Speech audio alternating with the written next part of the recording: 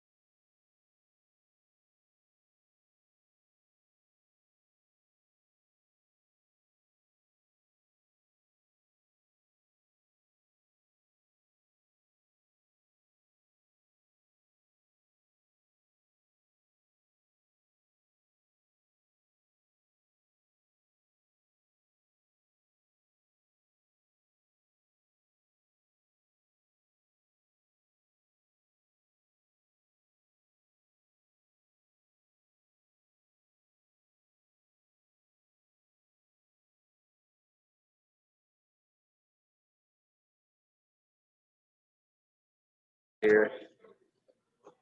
Hey, Shelly, Adair, can y'all hear us? Yes, I can hear you now. Okay, good. We're just testing it here before we get everything started. I'm gonna mute it. Just wanted to make sure it was working. Thank you. You're welcome.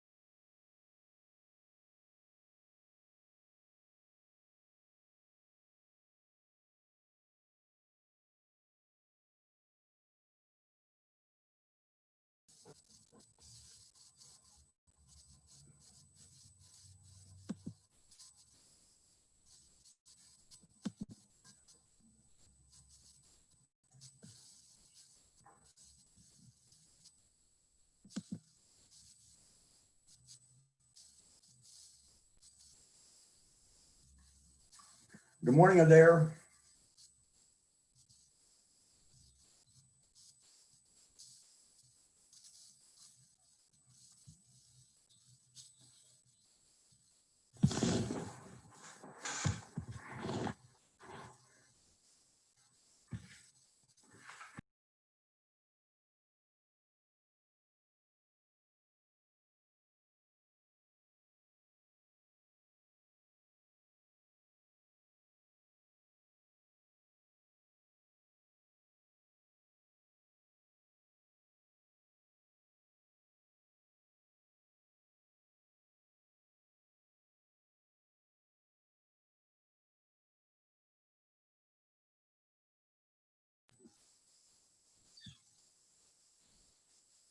Adair, can you hear me?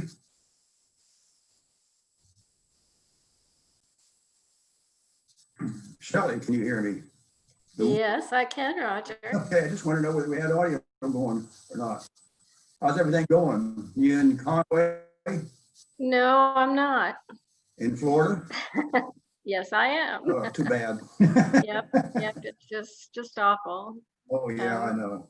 I know, but Hey, I did make it over. Did I tell you I made it over to the archives oh, did you? and got some more information? It just makes me love and adore Scott Moore even more than I ever did before, Yeah, because right. he had everything. But anyways, I've started kind of an outline, and I'm going to send it to you because maybe you can help me kind of flesh it out. I've reached out to all the former presidents to get, ideas, reflections, things they remembered. And I heard back from Sharon Stone. Oh, you did? Yeah. So we'll see how that goes. So anyways, Well, we're still not going anywhere. I mean, I think I've been in one store or two stores since February. yeah. Well, then good. I'll put you to work on something worthwhile and interesting. How about that? Okay. I have tried to upload everything to our Dropbox folder. Were you ever able to get into that? I haven't tried. I'll try to get into that. Okay, I'll go look and make sure. Maybe I'll resend the invitation. Yeah, okay, do that. Hey, use Roger.Lewis rather than Roger Lewis. Can I do what now? My email, use Roger.Lewis Okay. instead of Roger Lewis. Roger Lewis, when I get 100 some emails a day on that. So this other one I'm restricting to only special people. We're one of my special persons. Oh, I am so honored. Is it still at Conway Corp? You're right, yes. Oh, Got it. since I got my student loan paid off, I don't need any more of those emails. No, and in this political season, I don't know if you get as many as I do, but I get a lot. Well, yeah, I get a lot. Get a lot of everything. Yep. One of the work I did was go in there and checked on what drug plans are available. Whether I want to change it. My God, I get tens I and can imagine. emails a day about drug plans. So it looks like Bill Humphrey's the other. Okay, Shelley, Rogers, this is my last test. Can y'all hear me now? Yes, we can. We can. We got everything working here, so we'll get started. Are we going to be viewed on the screen up there on the wall? No, I don't think so. No, the PowerPoint's on. We can't hear y'all, but I'm about to mute the TV, so I'm doing that right now. So y'all can keep talking. We can't hear you. Thanks.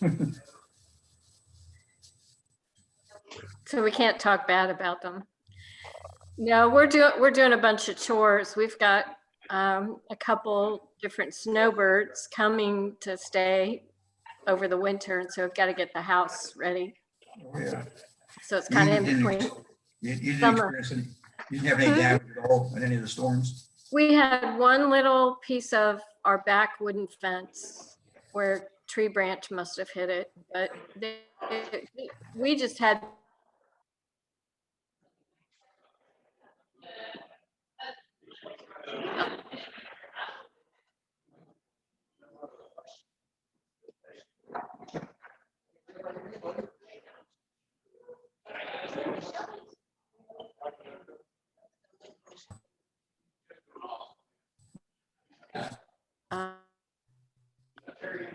Mary Kay, her friends, Ellie came. They had to go to empty the pool. Moved and everything okay? Oh, yeah, she moved, oh, gosh, must have been maybe 2 months. Yeah, I heard from her a couple of times, yeah, but she moved up into Washington. I was going to text her and see whether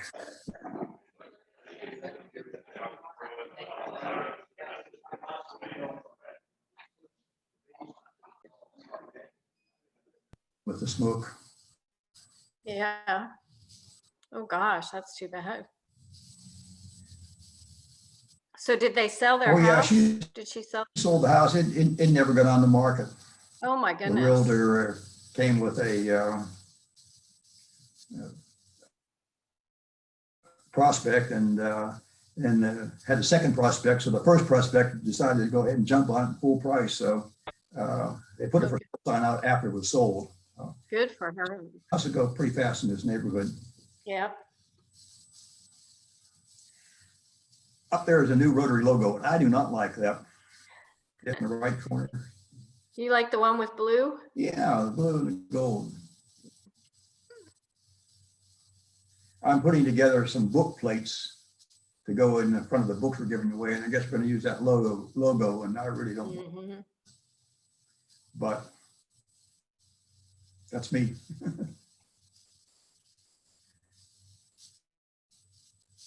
So did you vote by mail? I did. And my book is already in there and it's been processed. Wonderful. But everything else, we can check on that. Hey, Roger, you need to run for Rotary president, and then you can change the logo. Yeah, the only thing I'm running for is a county line. And I can't even get there now. Georgia won't let him leave the house. Yeah. I do drink coffee every morning on the patio of Walmart, not Walmart, McDonald's with Foy Lesenby. Oh, that's nice.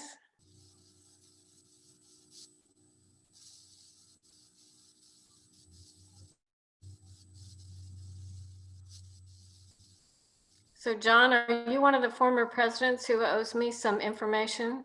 Yes, I am. Yes, ma'am. I'm going to be sending out some reminders. Roger's going to fill out the gaps, I think.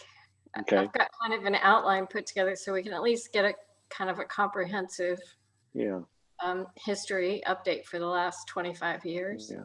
I jotted some things down on that sheet, and I just need to dig into my archives a little more for some of the other things. But yeah, I'm working on it. Well, and I think the other thing is if you have things, if you want to give them to me, I'm going to put together all the stuff to go into the UCA archives. Okay. So it goes somewhere that we hope will be useful. Yeah. And you're remembering that Jimmy, at UCA? Yeah, he's gone. Yeah. Okay. But there's a lot of stuff in the archives there at UCA too. Yeah. So. I was just telling Roger, I've been back there since the pandemic started, and they have different protocols. You know, you have to wear gloves and masks, and Or be seen. Mm-hmm.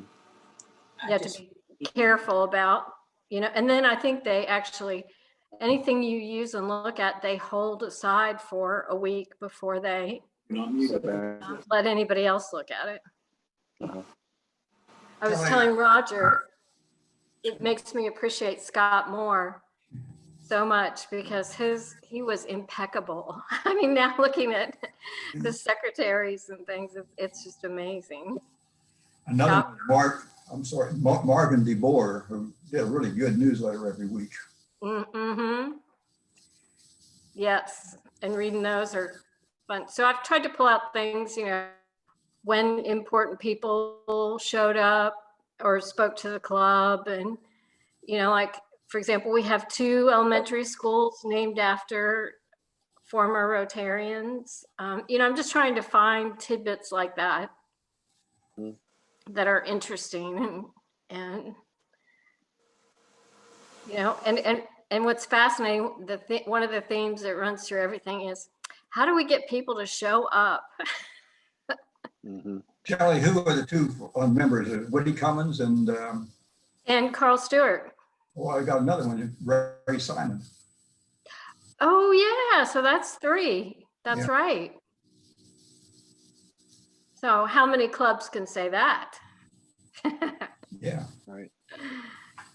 I'm probably not close enough to get all the members since 1921, list of members. In the yard at Ellen Smith is a tree planted in honor of I forget who, but by Conway Rotary. I've Oh, got a picture of it, and then yes, outside Bob Courtway, there's a plaque. Some bushes were planted in honor of the Courtways that's a by Rotary. yeah. So I told Dan those when he was doing the tree planting and the memorial trees. mhm. So, but I'll look that up too and get that to you, Shelley. That'll be perfect. Bob Courtway was not a Rotary member, was he? I don't think so. Tom was. Bob wasn't, but Tom was. I introduced myself earlier and I was muted. Oh. I'm Jay Lambert with the West Little Rock Rotary Club. Hi, Jay. Jay. It's nice to meet you. Nice to meet you. I've actually volunteered with your club once. About 5 or 6 years ago, I helped y'all put together a bunch of things for the tornado victims in a warehouse in the summer Mm-hmm. Yeah, thank you. and worked with Joan. Joan invited me today. Oh, good. So Okay. Well, I'm actually the club president. Do you need anything to prove that you were here to share with your club? no, Okay. We'll take a picture of you. I was gonna say, do a screenshot. no, I'm just here because I'm a proud Bear, UCA Bear. Wonderful. What year were you there? I graduated in '96, Welcome. occupational therapy. Very good. Very For good. Yeah, it's Yeah. wonderful. Where does West Little Rock meet? Right now, just on the computer. We were meeting at St. Vincent's, but we will not be allowed to meet there anymore until further notice, probably ever. So Yeah, I We're think work- I visited that club several years ago, maybe 10 years ago. we're looking at starting to meet in the media center at Camp Aldersgate, which will be great. So, and that's one of our projects anyway. So I enjoyed seeing UCA whoop up on Missouri State the other night. Bobby Petrino.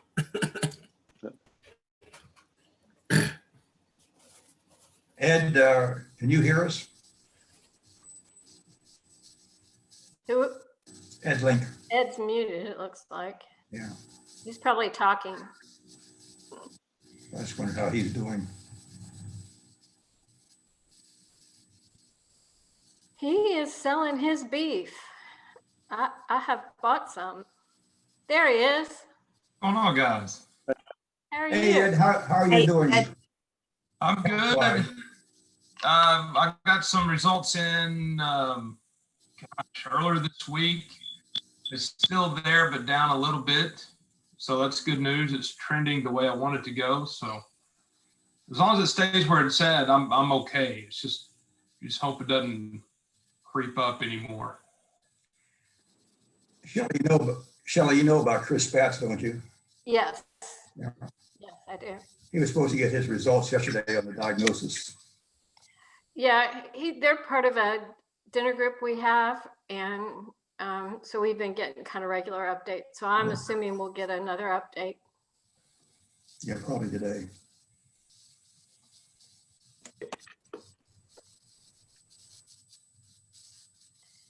Well, Jay, there's Jones on there now, if you want to. Hey, Joan. Yeah, Say you're hi. doing- I used to be a member of the West Little Rock Rotary Club Hey Jay, I Really? just logged in to see if you were on. I'm in the meeting room. I'm here. Cool. When we do guest introductions, I'll introduce you. Okay, thank you. What's your title with the club? Immediate past president and assistant governor, 6150 Area 8. Okay, so you're immediate past president and you're an AG. Thank you. Yes. I've gotten older. I'll say hi for a minute. Yeah, we're Yeah, having. down. Everybody say hi. Hey, you're on the Zoom meeting. Everybody can just say hi. We'll pay in the room for a minute. Where are y'all meeting, John? What's that? Where are y'all meeting? Hole in the wall. Okay. Let me turn the video off. We're at downtown Conway. It's our regular meeting place. We just have limited I got you. capacity. Do you have a full group today? Pretty close, Adair. I'm saying, let's see, 10. I'd say we've got about 21, 22 people, which is pretty close to our That's capacity. great. So, That's great. yeah. I think it's the fullest it's been since we started back in person here a few weeks ago.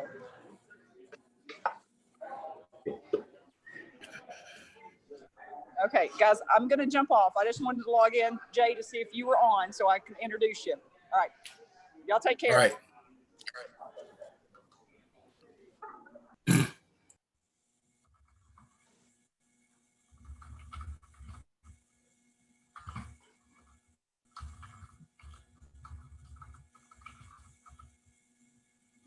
Jay, do you have a responsibility now with Rotary?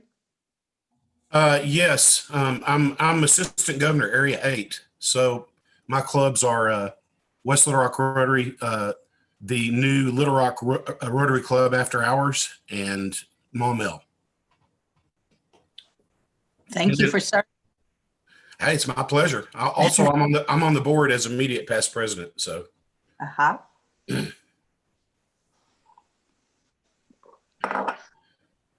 Jay, what did your clubs do last year during your presidency? Well, we had a pretty normal year up until the second week of March, and I called it. I was one of the first ones to call it because I saw what was happening, and so we were off for about 2 weeks, and then we started back on Zoom and didn't miss a beat.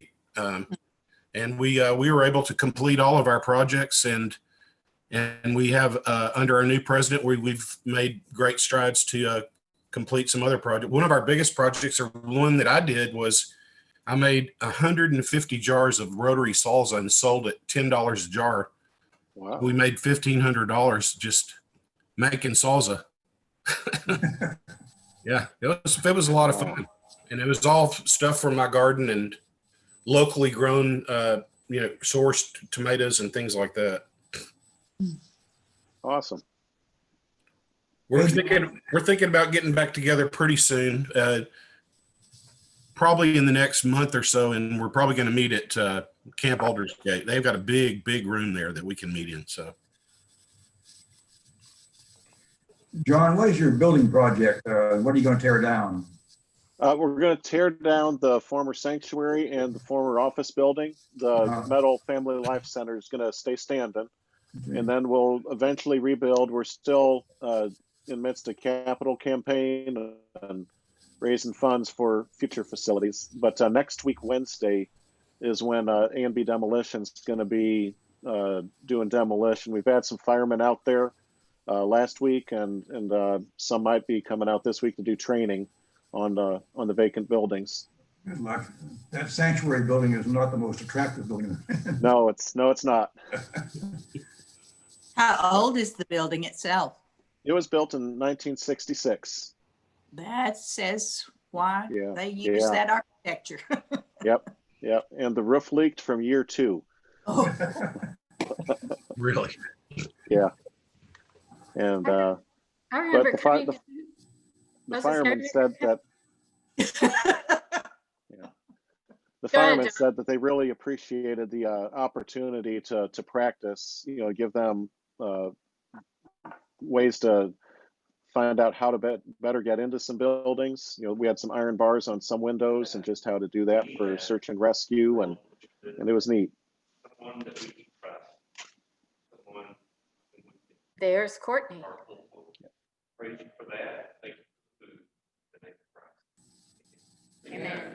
I pledge allegiance to the flag of the United States of America and to the republic for which it stands, one nation under God, indivisible, with liberty and justice for all.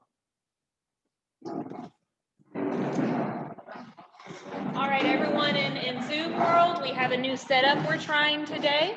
So thank you as always for bearing with us. Do we have any guests to introduce today, Mike? Yes, we do. Matter of fact. Boy, that is so unbelievable.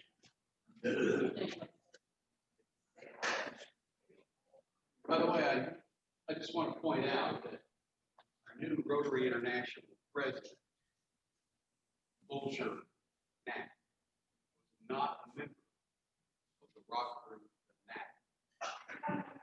Never appeared on any Knack album. So it's just in case you're ever on Jeopardy. Joan Schaffner has a guest today. Stay there, Joan, that's fine. Rotarians here, John. Okay, well, I have multiple guests today, and I want to introduce my one on Zoom first. He's technically a visiting Rotarian. We have with us Jay Lambert from the West Little Rock Rotary Club. He's the immediate past president, and he's actually an assistant governor for 6150. But most important, he is a UCA alum, so he is a proud parent. So welcome, Jay. Thank you for joining us. I have with me Amy Lightner, who is chief of staff at UCA, Mary Lackey, vice president of University Advancement, Rusty director of campaign communications. Perfect. Thank you.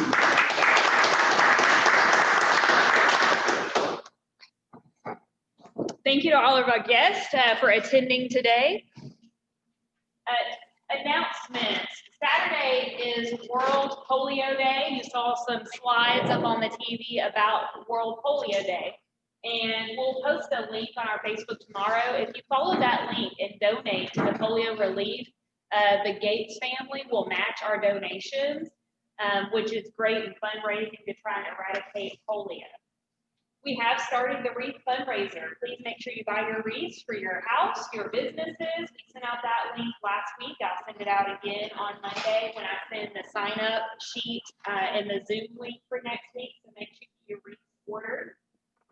Katya, this past Tuesday, did a virtual leadership Zoom meeting, and it was great. We appreciate Katya representing our club on the district level as she puts together these events, and hopefully, if she does one again, the rest of the club will be able to join in and watch that. So I appreciate Katya's hard work in representing us. And next week's speaker is Dan Clemmer, the Assistant Director for Government Relations with Arkansas Division of Higher Education. As always, now we'll be here in person and on Zoom. So join us next week to hear from Ms. Clemmer.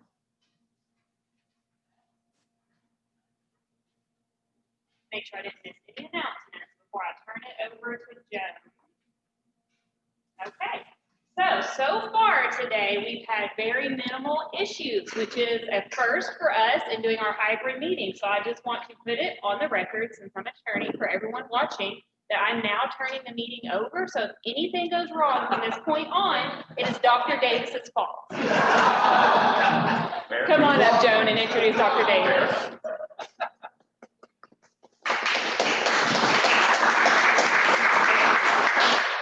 All right, well, I guess for the next couple of minutes, it would be my fault. Anyway, okay, just briefly. Prior to becoming president of UCA, Houston Davis was interim president of Kennesaw State University in Georgia. He also served as executive vice chancellor and chief academic officer of the University System of Georgia from 2012 to 17. Before his role in Georgia, he served as the vice chancellor for academic affairs for the Oklahoma State Regents for Higher Education 2007 to 2012. He has also served as Associate Vice Chancellor for Academic Affairs for the Tennessee Board of Regents, on faculty and in academic leadership for Austin Peay State University, in fiscal and academic affairs for the Tennessee Higher Education Commission, and as a regional counselor for the University of Memphis. He received his PhD from Vanderbilt University with other degrees from the University of Memphis and Tennessee State University. He and his wife, Jenny, have 3 children, Holly, Whitney, and Joshua. So please welcome Dr. Houston Davis.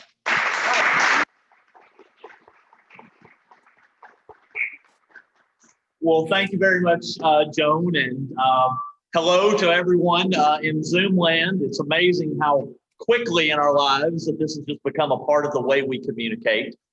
We appreciate you joining us that way, and it's wonderful to see everybody that's here in person. You'll all just have to take my word for it. Everybody looks beautiful in this room. I can promise you that. They look great. But it's good to know that we're finding ways to be able to move forward and come together again, even if it's virtual in that. I appreciate the fact that Amy and Mary and Russ and Joan, and when it was mentioned earlier by Mike about Rotary International President, I figured that's probably Joan at this point, the way she is all things Rotary. This particular club, but Rotary broadly, but let me just speak to this club. It's such a great partner with UCA.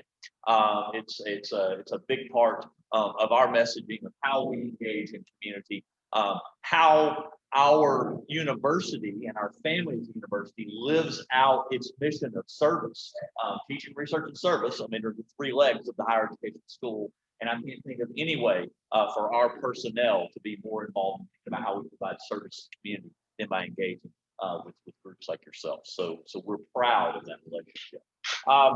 I did want to at least talk to you today, and there's a part of me that in providing you an update about how things are going at UCA, that at first I said, I don't even want to mention COVID-19 because it's just everything in our lives. It's everything in your personal, your professional, and your community lives in terms of at least impacting what we can do and how we do it. But I said, no, why don't I go ahead and address the elephant in the room? I'm going to talk to you about how we're coping with COVID-19, but that will give me the opportunity to talk about the good work that our faculty are doing, the way our athletics operation has responded, how we are keeping the foot on the gas in terms of fundraising, how we're approaching student engagement, still finding a way to be able to move forward. So with apologies, if you're sick of hearing about COVID, you're going to get that. That's the heading, but the subheading are all the good things that are happening at UCA. And I do want you to leave here feeling good about your university here in the city of colleges. Let me just say to all of you, and I do hope that the individuals on Zoom can see the slide. It's the one that's titled Academic and Residential Options. So if not, somebody message into somebody here, let us know. We knew going into this year, the issue that we and every other college and university in America was going to have to solve were providing options, because students' desires all the way through demands and expectations were that they were going to have a situation before them that might satisfy their unique needs. And that was everything from only wanting online courses. I mean, we had students that they did not want to, in this fall and this coming spring, to come anywhere near campus. They weren't going to be a residential student, and whatever courses they took with UCA would have to be online. And I'll share with you here in a minute what percentage of student body is there. But we also knew that we had a segment of our student body that they didn't want to re-enroll for the fall semester unless UCA was as close to normal as possible. And normal's very much in quotes there, because nothing is as it was in August and September and October of 2019. But it's as close to normal as possible. So we had to look for, and these are very 5 kind of crude buckets of where you might place students, only online courses. We had students that wanted to live in the residence halls and only take online courses. We had students that wanted to telecommute, but take face-to-face courses. So options became very important. And I know that as CBC and as Hendricks have tried to solve the puzzle and position their assets of teaching and research and service to their audiences, that's something they've had to do. So one thing that we did, I mean, in the end, at the core of what we do is teach. That would be no surprise to you. We knew that first and foremost, we needed to be able to maximize remote opportunities for that segment of our student population that only wanted exclusively online courses. But then we also had to have eyes wide open that just like in the spring, when we had that moment, March 10th, March 11th, March 12th, and then announced part of it on March 13th and then finalized it on March 17th, that we were going to have to pivot to a remote operation for the remainder of the spring.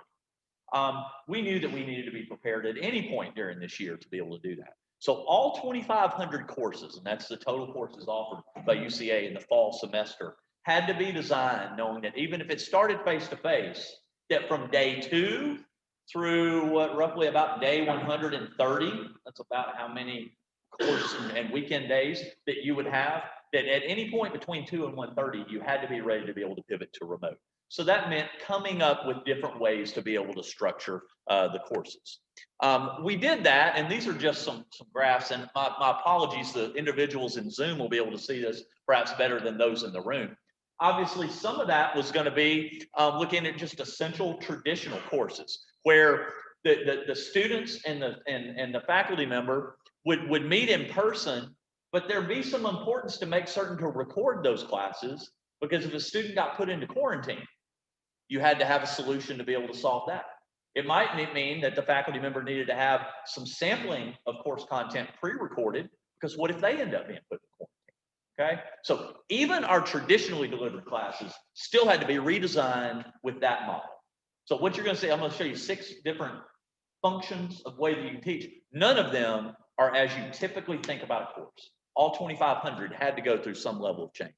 Another thing that we did was we looked at hybrid delivery and an asynchronous sort of way that you would have you'd have some people that would meet in class and then others that would view that on their own time, and that might be half of the class on Tuesday and then others they might flip-flop and they might rearrange that on the Thursday meeting of the class. But either way, you were going to have that course designed to where the entirety, every bit of the content would be recorded where anybody could do it on their own time.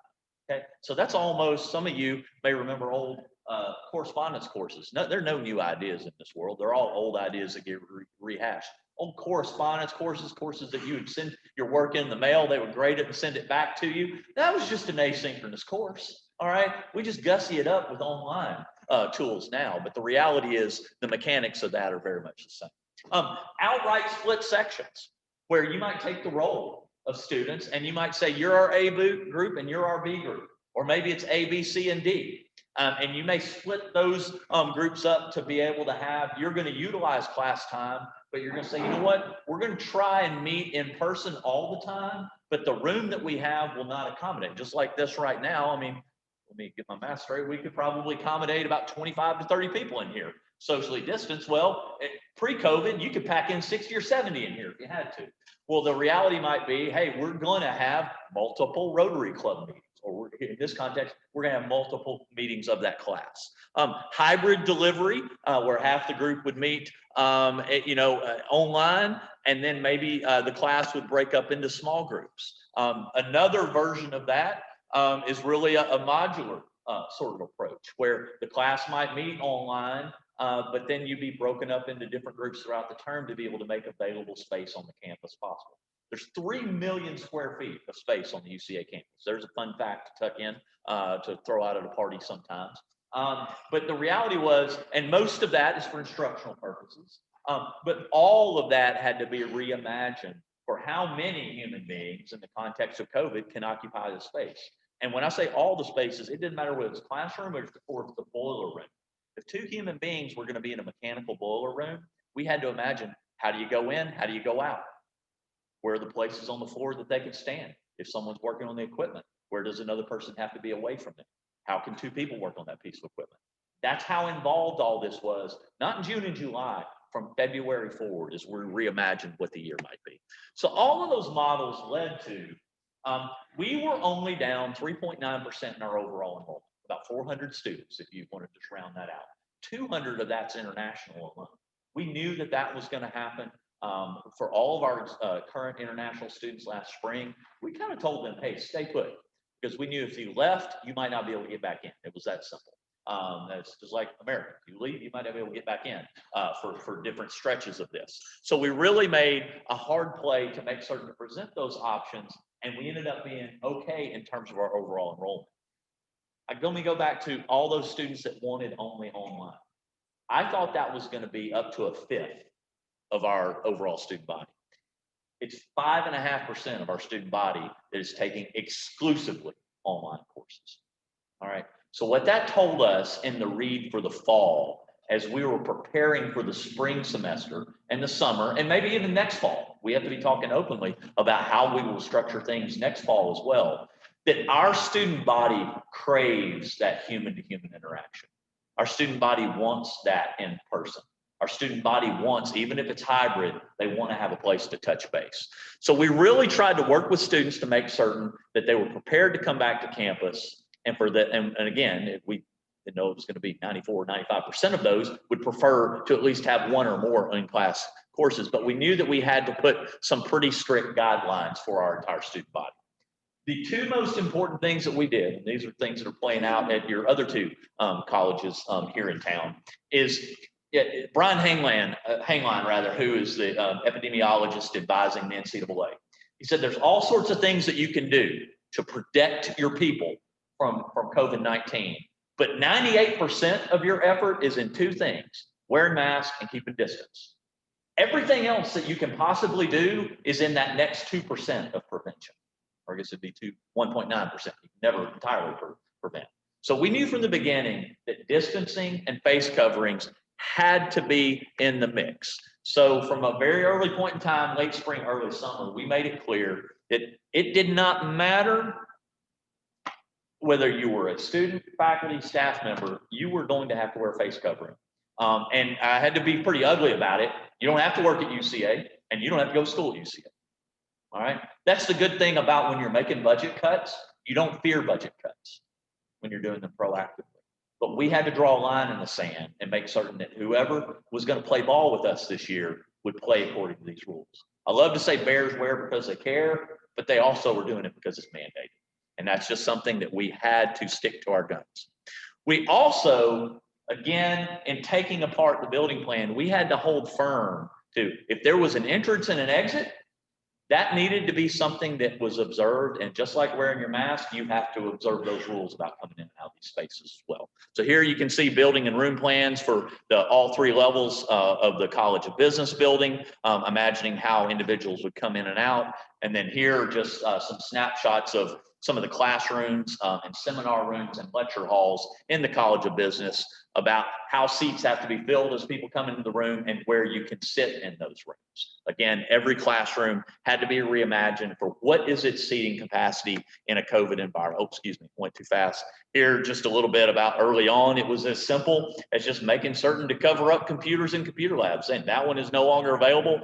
And it's amazing, if you have a monitor, you may not want to take all that out, but just remove the keyboard and remove the mouse, and nobody's going to sit in that station.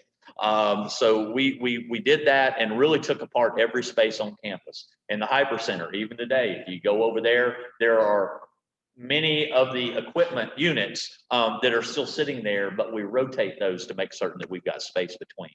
And signage everywhere about face coverings being required, maintaining 6 feet of distance. The compact, if we needed all of our community to go through is literally, when you wake up in the morning, you need to have these 3 things in mind. Have you had a fever in the last 2 days? Have you had any of the cough, the breathing, the sore throat, or have you been in contact? I mean, and that's what we expect. And that is that 3 million square feet, there are 500 ingress egress points in and out of all those buildings. And this signage greets everyone coming in and out of all those spaces, as well as being within. And then it should have been, Grandma always told us to wash our hands. There's nothing more complicated. Just wash your hands. There's that other 1.9% of prevention, I think. But by all means, we really have tried to make that a priority. And then the most important thing that I wanted to share with you, and this is where you as a community being proud of not only UCA, CBC, and Hendrix, but proud of the assets in your community. We knew from the beginning, and it goes back, I think May 15th is the first engagement that I had with Matt Troop at Conway Regional Health System, about we needed to be thinking very proactively about how we were going to handle testing and tracing knowing that we were going to work up a solution for quarantine and isolation, but we could not manage all the testing and tracing on our own. And I knew from past roles that multiple universities, when you harness your know-how and you put your nickels together, you can do more than if you try and do things on your own. So Matt and I had a sneaking suspicion that if we partnered with Hendricks and with CBC through Conway Regional Health System on a testing cooperative, that we would realize many more gains than if we held back. So what we did was set into motion that over the summer is setting up a testing and tracing consortia. And goodness gracious, Sancy and President Kimbrough, they are probably sick of the 9 o'clock meetings every Tuesday morning. But we've been doing that, I think, since about June 10th or so. But every Tuesday morning, it's reporting out on where we are collectively.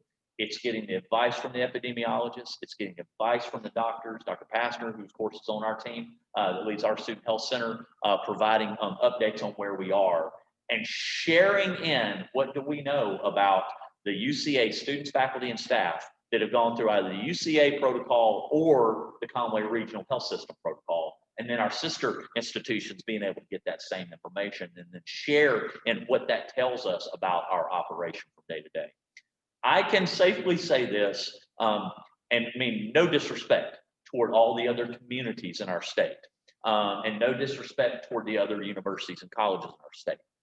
Your 3 colleges here in Conway, through Conway Regional Health System and what we're doing in our testing and tracing cooperative, it is the best practice in Arkansas, and I would put it against the best practice of any of our bordering states. All right, no doubt. Because of UCA athletics, I mean, we get phone calls and we get pinged and we get everything. People are amazed that we're able to do what we're doing right now. And people are amazed that we've got residential operations at the level we are. I point back to this, but I point to them, it wasn't something we started in July and August. It's something that we began working on in February and then with our partners as early as May. That's why we were able to have a running head start ahead of most communities in the fall. And that's why we feel very confident heading to the spring and into next year. And it's what allows us to be able to track. I mean, here just to share with you all, and I hope everyone on the Zoom can see these clearly. Since we began our testing protocol March 13th at UCA, all right, so go back that far, we've had 237 total positive tests through that protocol or that with Conway Regional Health System out of 5,732, I think that is total overall exams. So we're sitting at about a 4% positivity rate overall. When you break that down to just a weekly look, and this goes back to August forward, once we had students begin coming back, you can see there in the green bar the total number of resulted tests for that week, and the red bar are the number of positive COVID-19 resulted tests, and then the red line is the positivity rate during that time. And you can see how we rode the Labor Day weekend spike. All right, one thing that this virus has held true around the world is when you have long weekends, when you have things that are festivals, known to be national holidays, every country you see spikes. So Memorial Day we had a spike, Independence Day we had a spike, Labor Day we had a spike. It's a part of what went into us knowing that on November 20th, once we get to the last day of classes before Thanksgiving break, we're going to go ahead and have the rest of our classes meet remotely for what would really be their last 2 class meetings. We in our academic calendar only have 4 possible class meetings after Thanksgiving break. I mean, or class days. So max of 2 possible class meetings and then the exam day. We went ahead and we said that will be done remotely. So that if a student feels so led on November 20th, they feel like they want to go ahead and go back home, they can do that and they don't have to report back until the middle of January. That helps us as we look to get through flu season, which is going to be a wild ride. Here, just to brag a little bit about UCA athletics. If I look last night in that data set, there are 4,000 of those 5,700 tests are from our student athletes. And we did not begin that when the NCAA mandated it back in August. We began doing that on June the 10th.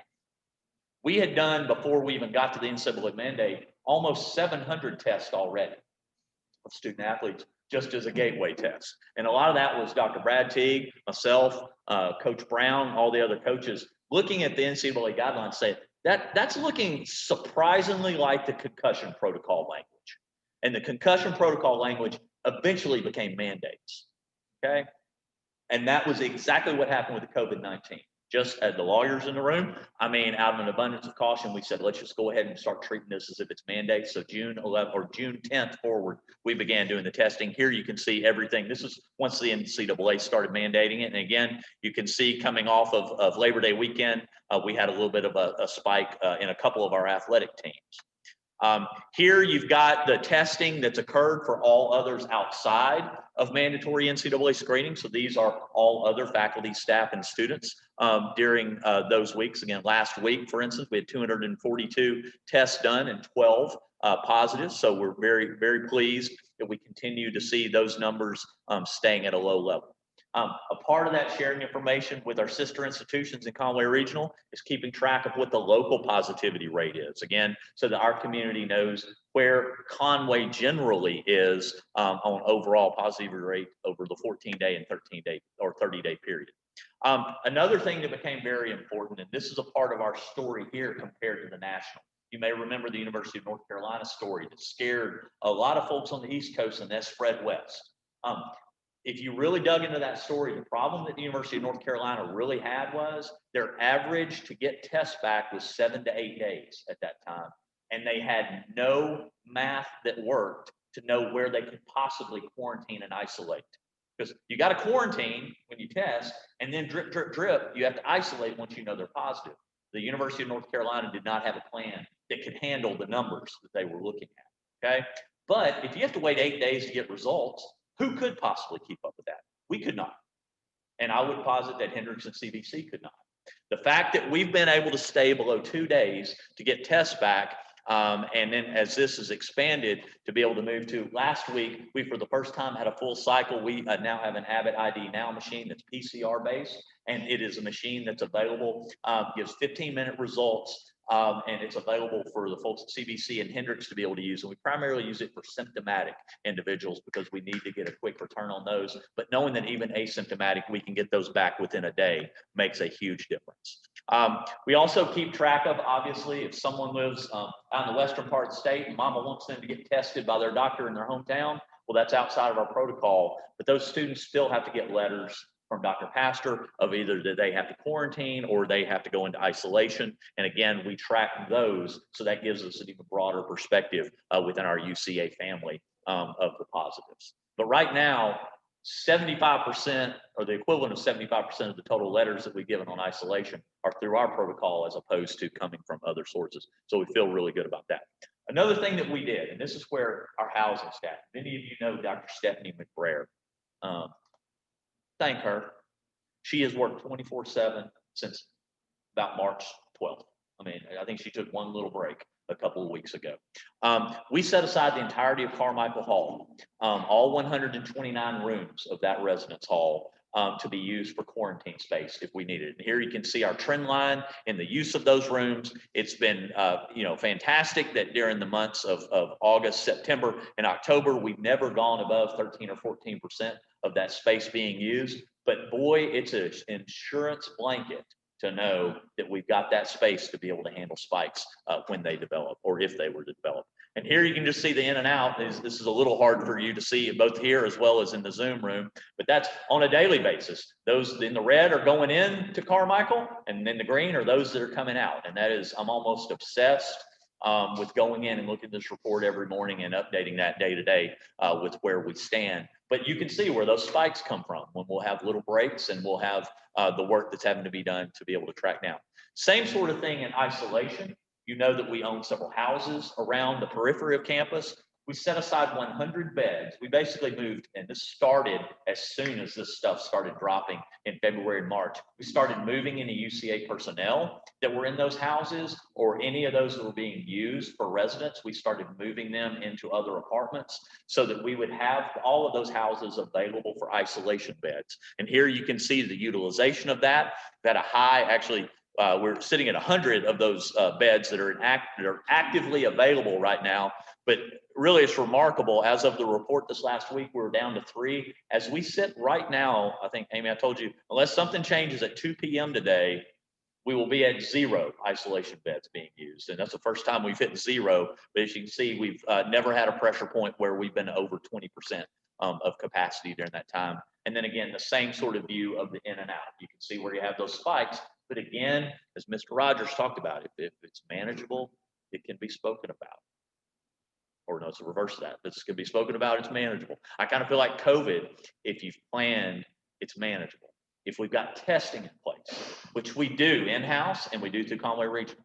If you've got a tracing operation in place, which we do as a result of our consortia with the 3 schools and Conway Regional, and we've got quarantine and we've got isolation, it's a very manageable thing to do. If you are interested at all in the latest and greatest on a daily basis, just about our COVID website has everything. And this actual student guide there on the right hand of the screen, that's the version of that for August. We are going to pretend like it's June, July, and August again, as we do November, December, and January. Because remember, we have new students that come to us every term. It's going to be new to them. We have new faculty and staff that maybe have been hired since we last did this. We don't need to pretend as if it's old hat. We need to double down and go through that exact same life cycle of these standards and make certain that our guide to returning to campus is refreshed from that point. With that, that's all that I had. I mean, again, a lot of that is about COVID. But what I want you to know is that UCA continues to keep that foot firmly on the gas. Brad Lacey and I talk about this a lot. I told him back in February, I just gotten back from some international travel, and sadly, Ghana and Ivory Coast were doing more than Atlanta Customs was doing to be able to deal with COVID-19 at that time. But it was very clear that we were about to start feeling it. The Washington universities, presidents and chancellors talk. They were starting to feel it. I told Brad Lacey at that time, things are going to lock up. Things are going to get hard. But now's the time that Conway leaps over other towns, and now's the time that UCA will leap over other universities. And I feel the same way for CBC rather, and Hendrix. These are precisely the times where you seize opportunities within your broader market and you seize opportunities and reputation. So I'm very proud to be here in Conway. Again, the story that we can tell is a lot because of the assets and the people that we have in this community. We would not be where we are with all that. So thank you for what you contribute to that, Terry. We appreciate the partnership that we share with you. And if any of our Hendrix colleagues are participating in the Zoom, we certainly appreciate. Please share with Ellis our thanks to him as well. And if you see Matt Troop, thank him. What they're doing is truly making a difference with all 3 of our universities. So with that, I'm glad to answer any questions. Yes, sir. Number 1. I am so glad you all got together. Say one of our biggest economic engines. Number 2, the things that you've done are just absolutely wonderful. I can see the percentages as compared to just the rate of influence, whatever we have, are down to, as you said, manageable situations. You got to stay together. Congratulations to Terry.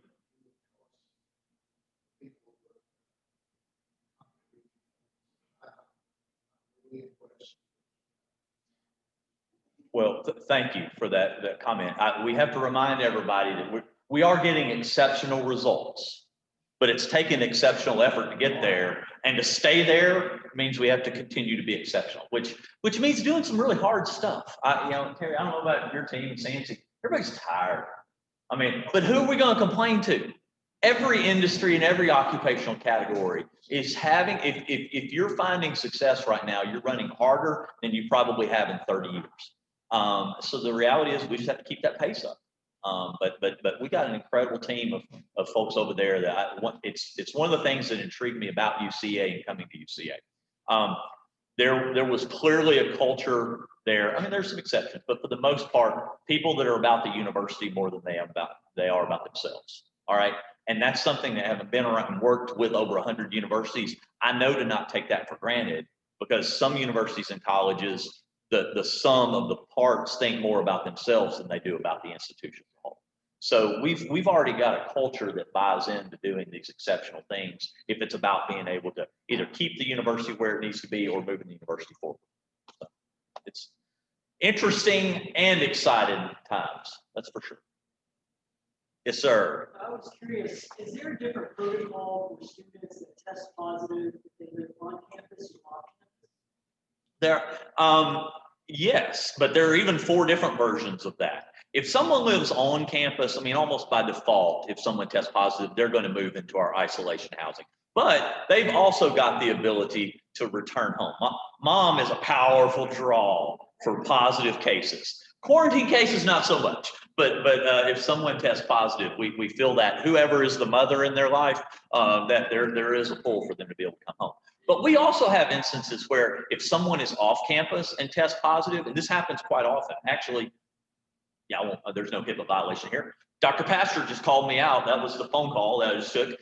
He had a case where it was somebody that lived off campus in an apartment, and he wanted to make certain that although they weren't in our residence life, would it be okay if we moved them into Carmichael so that they could quarantine to be able to be away from a roommate who wasn't even a UCA student who had just tested positive. Does that make sense? And I told him the reverse is true. This, I'd probably have to clear Warner an hour. Let's say that we had a student that was there and we wanted to move that roommate who wasn't even our student. Would we even accommodate that to be able to protect our student? I don't know about that question. We like it that it was our enrolled student that came to our space. But that's even helping out somebody who lived in their own private housing. And we would do the same thing. We do not want any student feeling like they have to return home if there's someone that has vulnerable conditions. I mean, if there's anybody that's older in their family or someone who has compromised immune system, we will take care of any student, any faculty, any staff member if they need to have Carmichael or those isolation houses.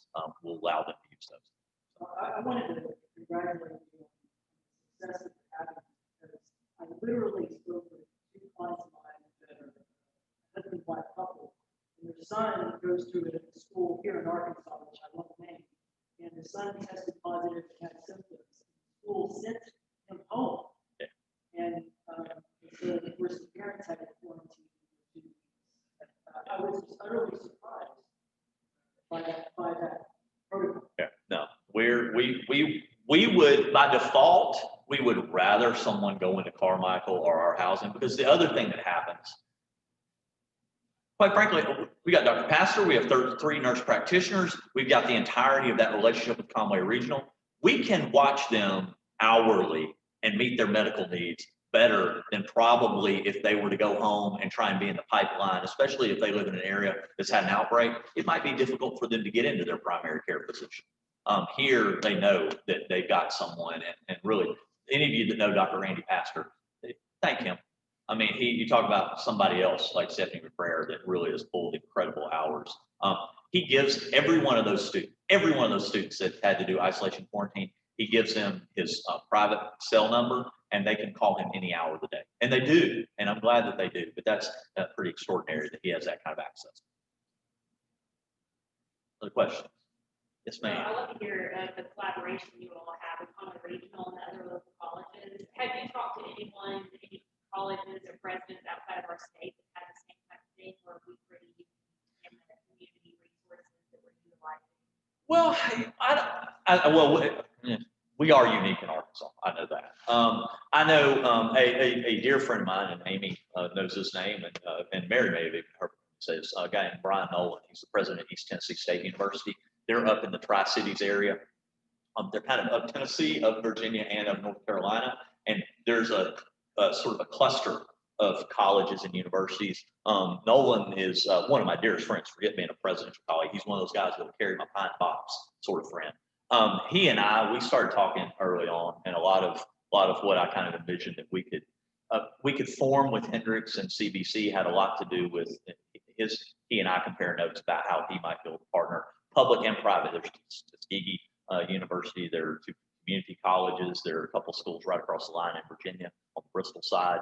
So they're doing something similar because they have a university hospital there. That's the difference.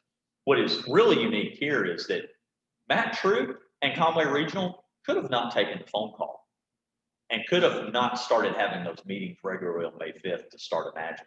What Nolan had in his hip pocket was their university hospital with their University College of Medicine had to do it. Does that make sense? But really, it's pretty special, I think, among stories that Conway Regional came together with us as easily and as willingly as they did.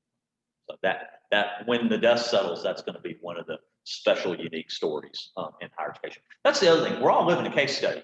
All 4,000 colleges and universities are going through all this at the same time. And it's fascinating to see those that are shrinking and melting from the pressure and those that are finding a way to be able to move forward. So I want everybody to feel good about their schools here. Yes, sir. Dr. Davis, I do have questions, but those that are on Zoom, if they can hear me, they can just ask questions well. We should be able to hear them. If there's anybody on Zoom that has a question or rebuttal, I'll always take those too. Not a question. Thank you, but we were not able to see the presentation. Could the slides be sent out by email? Without question. You guys have it on your laptop. Please feel free to share those. Thank you. Well, Dr. Davis, I'm sorry you did that. No. We have, do you guys mind sending that out to the individuals? I would, we'll send you the PDF version because that way we'll make certain that those graphs don't get corrupted in the translation. All right? Do that.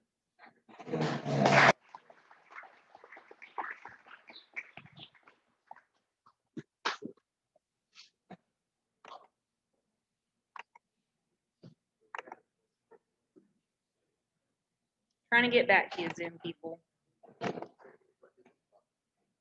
Okay, well, I'll send out the PowerPoint later on today so all of you can review it. I'm sorry you couldn't see it. We could see it in here and we thought they were communicating. So thank you everyone for attending today, visitors who are here in person and on Zoom. And Dr. Davis, thank you for bearing with us and telling us what the community is doing, what UCA is doing to deal with all of these issues. If everyone can stand, we'll adjourn with a four-way test. In all the things we think and say, is it true? Is it fair to all concerned? Will it build goodwill and betterment? Will it be beneficial to all concerned? Thank you. Go Bears. Jean? Hey, Jean.